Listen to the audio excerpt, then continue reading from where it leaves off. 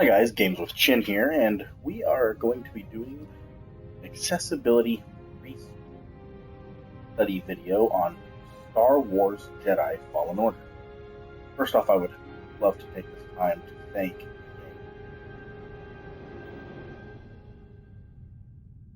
gave me the game for free to research it, and I am incredibly grateful for the opportunity to get input and hopefully some insight on the accessibility of this game. I love Star Wars, have ever since I was a child. Still love it, and I am really excited. But again, thank you to EA very, very much for this opportunity. Okay, so let's get into it. So as you can see here, here's the default lineup for the controls. You got your LB, which is your parry and your block, your left trigger, which is your pull, and for those who may not know, I'm playing on Xbox. Your right button is slow, your right trigger is push. Now, I have not played the game yet. I am just starting it up, and this is part one of the accessibility video, talking about controls and remapping and just everything in general. But as you can see so far, the controls seem the default layout seems really good, kind of like what you would expect. Um, but there might be some hiccups for people who have range of motion issues. So as you can see down here, you can edit your controls. That to me is one of the biggest features that a game can have is being able to edit every button because it allows you to customize any and every possible thing that you could want. Right here, as you can see, I haven't changed anything. This is my very first load up of the game. Um, so let's see here. Based on what I see so far, I really like the layout, and it looks like, from what I can tell, they've done a really, really good job with separating each category. And I don't know for sure yet, but it looks like you can possibly map one button to have several different features depending on the situation that you're at. So let's just kind of go back up here to the top and do this together. Okay. So I like that. I like the attack to be X. That's kind of your standard attack. Hold new button. Oh, hold it down. Okay. Okay. And then you got that. Got your jump and your evade. Okay. Um.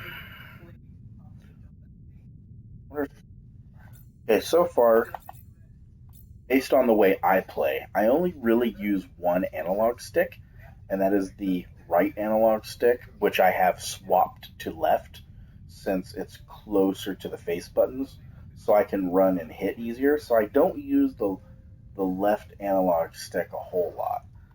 I would have to change the interact target to the left stick so I can sprint. Now, one thing that I would maybe consider doing is having a feature where you can maybe auto sprint. Where you just hold down the joystick forward and he automatically runs.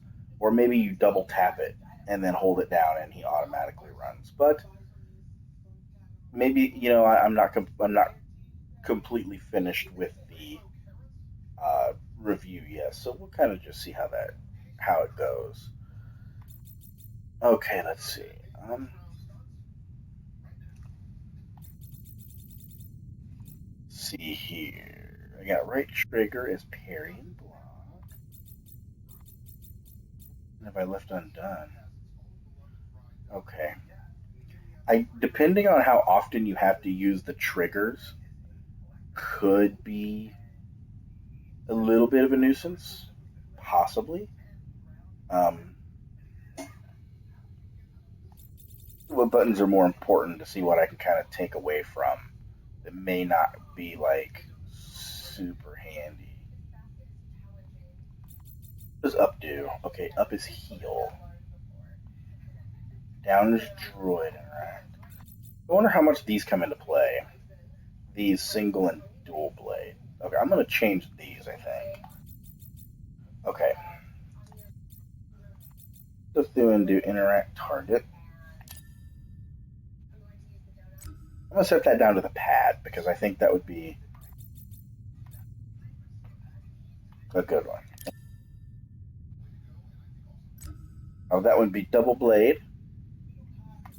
And push. What button do I not have mapped? RT. LB maybe?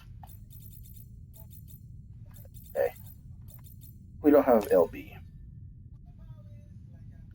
Now, one of the things I can already possibly see a problem with is depending if any of the force powers require you to hold the button down.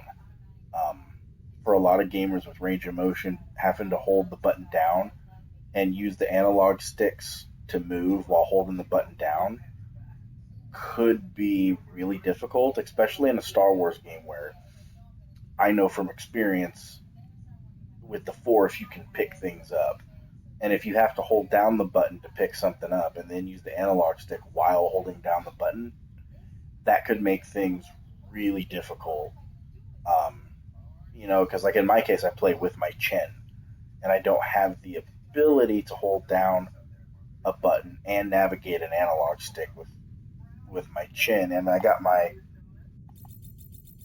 back paddle button set to parry and block. So that that is something that could be a problem, but we'll see what happens. Okay. Climb left trigger. Okay, I don't like that, so I'm gonna change that. Okay, so far something I do like is it looks like you can have different features on each category. So like, Y up here is your force attack, and then I down here is your climb. If that's the case, and one button can have multiple features, that is brilliant, and that is really really brilliant. Swim boost.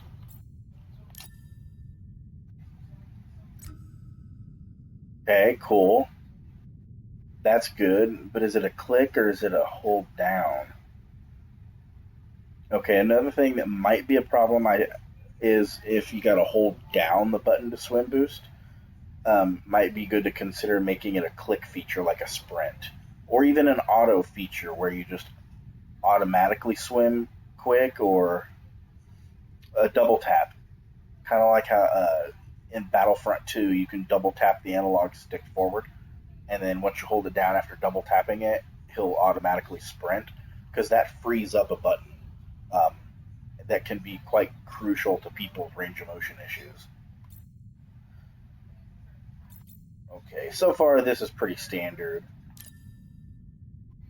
Oh, why isn't what was it, LT?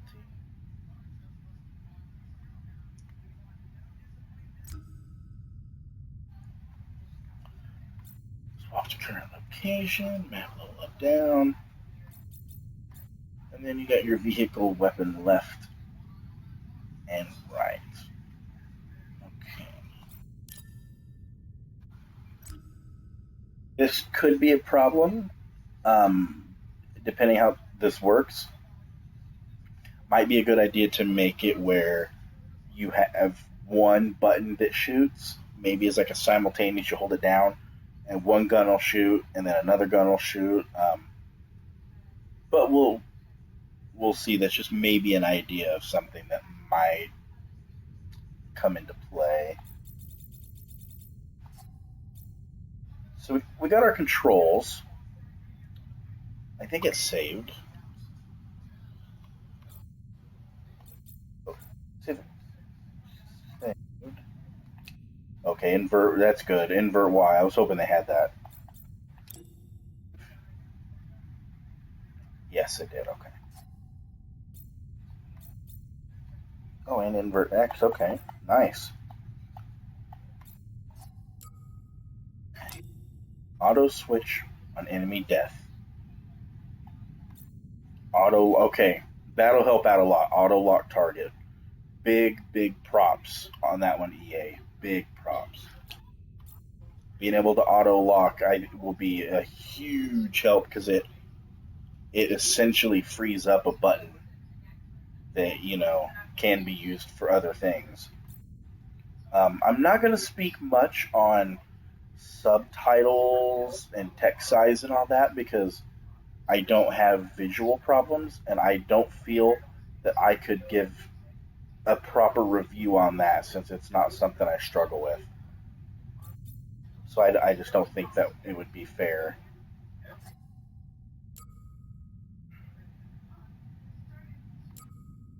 Audio.